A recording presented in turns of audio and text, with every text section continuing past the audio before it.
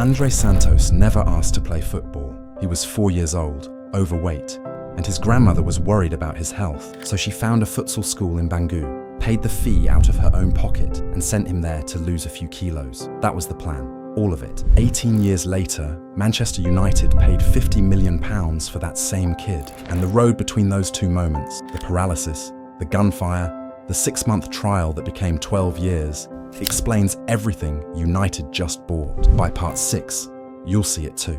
Before we go deeper, hit like and subscribe if you enjoy these United breakdowns.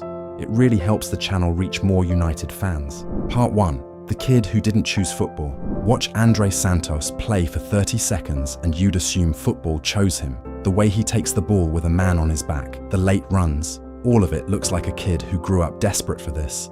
He didn't. And that's the strangest part of this whole story. Go back to Rio de Janeiro, early 2000s. Vila Aliança, a favela in Bangui, out in the West Zone. His dad, Andrey, worked whatever jobs he could find. His mum, Jordania, stretched every reel they had. And their boy, Andrey, was 4 years old, painfully shy, and overweight. Not an athlete, not a prospect, just a quiet, heavy little kid in a neighbourhood where money was short and life was hard. Most footballers have that story about falling in love with the game, the ball against the wall for hours, begging to play until dark, all of that.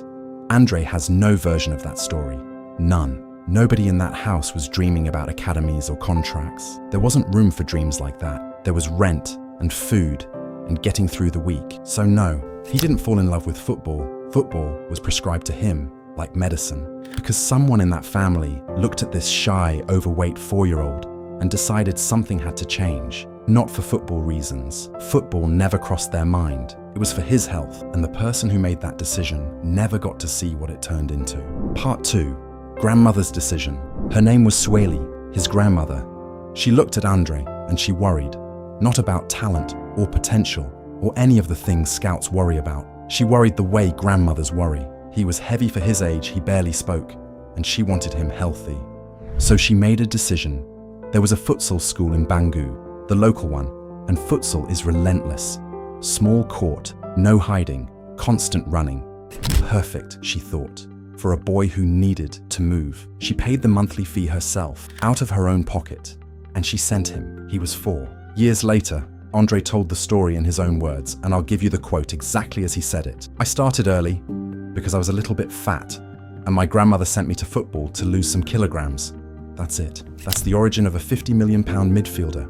Not a dream, a diet. And those first sessions were not a movie montage. He was the reluctant one, the heavy kid at the back, trying to survive the drills while everyone else flew around him. He spent 2 years on that court before any proper club had heard his name. Sueli wasn't building a footballer. The thought never entered her head. She just loved her grandson and wanted him well. And that one small act of love ended up unlocking everything. She passed away before the story finished, but her decision was about to get tested, badly. Part 3. The first fight. Around a year into those futsal sessions, when Andrey was 5, maybe 6, his family noticed something wrong with his face. The right side had stopped moving, completely. Half of a small boy's face, frozen. Put yourself in that house for a second. You're a working family in Vila Aliança. Money is already impossible, and your 5-year-old wakes up looking like he's had a stroke. That's exactly what they feared it was. A stroke in a child. The panic in that moment doesn't need any dressing up from me. It wasn't a stroke, it was facial paralysis, and it was treatable. But treatable meant months of medical evaluations the family could barely afford to chase. Then physiotherapy, session after slow session, slowly coaxing the nerves in a little boy's face back to life while he learned to smile again. He recovered, mostly. And here's the detail that gets me. Look closely at him today, in interviews, even in his United announcement photos. When he smiles, there's a slight asymmetry. One side not quite matching the other. It never fully left. Every photo of the £50 million signing carries a small permanent reminder of what he went through before he'd even started school. People talk about how calm Santos is, the quiet leadership, captaining Brazil's under-20s at an age when most kids are still performing confidence. Maybe that's just personality, or maybe composure comes easier when you fought your first real battle at 5, and the battles were only getting started. Part 4. The Neighbourhood. Now I need to be straight with you about what Vila Aliança actually meant. because this is the part of the story where talent stops mattering. Rio's West Zone, a favela where rival factions and police clashed often enough that shootouts, tiroteos, would lock the whole neighborhood down. His family has spoken about mornings when Andrey simply could not leave the house.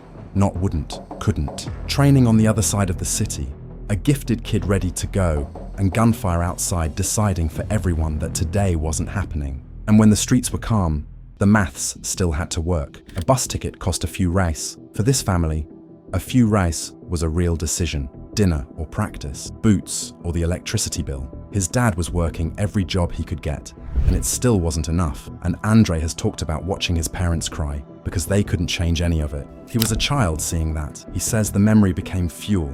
I believe him. Here's what I keep coming back to. Rio's West Zone has produced thousands of kids with real talent, and most of them never made it out. Not because they weren't good enough, because one bus fare, one bad morning, one lockdown too many, and the football just quietly stops. That was the razor's edge Andrey's whole childhood balanced on. So what saved him? Honestly, a bit of luck, one small tournament, and the right people watching. Part 5, the accidental discovery. The luck arrived at a small futsal tournament. Andrey was 6, playing for his little Bangu school, and the draw put them up against the youth side of Vasco da Gama, a proper club, the kind of name that means something in Rio. And the chubby kid who never asked to play football ran the game. He was so good that day that Vasco's coaches didn't wait. They came and found his family straight away. We want him, bring him to the academy. Now, you'd think that's the fairy tale moment. It wasn't, and his dad knew it. Vasco's training ground was hours away, multiple buses, money for fares this family did not have, week after week, indefinitely. Andrey had watched gunfire cancel training on their own doorstep, so he said yes, but carefully. 6 months. We try it for 6 months, and if it's breaking us, it ends there. What actually happened is the part of this story I love most. Vasco looked at the situation and stepped in. The club paid for his daily transport. They sent food hampers home, Chester's Basicas, so the family could eat. They covered his schooling. First, a grandmother paying a futsal fee out of love. Now a club feeding a household to keep a 6-year-old on the pitch. The 6-month experiment lasted 12 years. He walked into Vasco in 2011 and didn't leave until Chelsea came calling in 2023. And somewhere inside those 12 years, all that hardship quietly turned into a very specific footballer. Part 6. How the struggle built the midfielder. This is what I promised you at the start, because everything United paid £50 million for was built in that childhood. And once you see it, you can't unsee it. Start with the press resistance. Where does a midfielder learn to take the ball with a man on his back and calmly escape? On a futsal court. Tiny space, no hiding, pressure on every touch, from age 4. By the time Andrey reached a full-size pitch, a Premier League press must have felt like open countryside. The recoveries, the engine that never stops. That's a heavy little boy who had to outrun his own body every session just to keep up. The cardio was the entire point of him being there. The engine came first. The footballer grew around it. The goals from midfield, those late runs into the box. His own words again. His father told him to study Paulinho, the Brazilian master of arriving unseen. He'd started as a forward, got moved back, and refused to leave the scoring instinct behind. And the bounce back. Forest was a disaster. Barely a minute of football. Most kids fold there, but he went to Strasbourg and won Young Player of the Month. Ask yourself honestly, is a cold spell on a football bench going to break someone who grew up with tiroteos outside the window? The struggle didn't nearly stop the footballer. The struggle is the footballer. Which brings us back to where we started, a United shirt and £50 million. Part 7, full circle. So here we are, July 2026. Andrey Santos pulls on a Manchester United shirt, a £50 million signing, contracted into the next decade. You might know the football story already. I made a whole video on it. The goals from midfield at Strasbourg, double figures from deep. The recoveries, the line-breaking passing that ranked with the best young midfielders in the league. The kid Chelsea never quite found room for, behind £200 million of Caicedo and Enzo, but he kept forcing his way onto the pitch anyway. But now you know where all of it comes from, and I think it changes how you watch him. Next time he takes the ball under pressure and glides straight out of trouble, that's a 4-year-old on a futsal court in Bangu. Next time he runs further than anyone else on the pitch, that's the boy who was only there for the cardio. And next time he arrives late in the box, somewhere his father is thinking of Paulinho. Somewhere along the way, the kid who never chose football chose it back. That might be my favorite part of all of this. His grandmother Swelly isn't here to see it. She paid a small monthly fee to a futsal school because she wanted her grandson healthy. They only wanted him to lose a few kilos. Instead, he became the midfielder who could change everything. So now you know his story. Tell me in the comments which part stays with you.